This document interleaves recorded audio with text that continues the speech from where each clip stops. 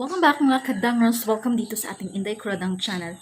For today's video mga kadangs is time out muna tayo sa pagpaganda, time out muna tayo sa pag-haul, and then time out muna tayo sa pag-ninichi ng panty mga kadangs because today is gagawa tayo ng matamis at masarap na biko mga kadangs. So if you are interested to know kung paano gawin ang biko mga kadangs, please keep on watching. At kung hindi ka pa nakasubscribe dito sa ating Inday Kuradangerz channel, please do hit the button below mga kadangs, like this video and share this video. Alright, tala, luto na tayo. Unang ingredients natin mga kadangs is malagkit o bigas na malagkit or sticky rice sa English mga kadangs. Hugasan muna natin to tsaka isasaing natin mga kadangs para maluto.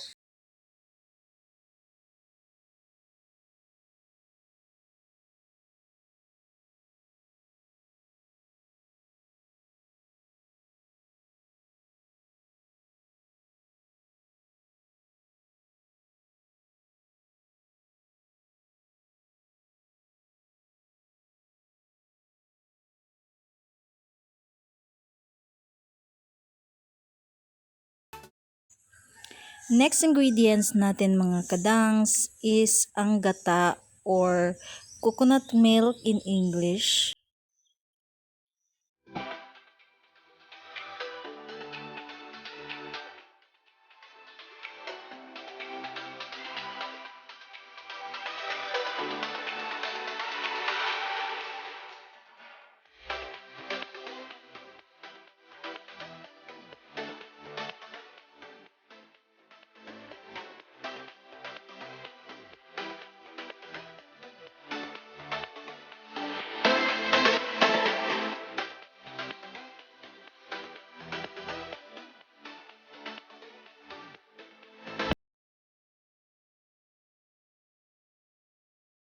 It's time to cook our latik mga kadangs. Just pour your coconut milk in your pan.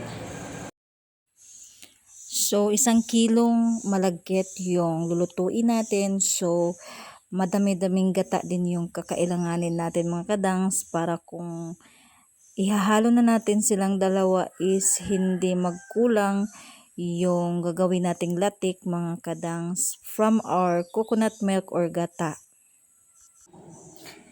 Time to get the third ingredients mga kadangs, the brown sugar. So just mix it with your coconut milk and then just pour it and mix it so it will make a sticky and creamy latik mga kadangs.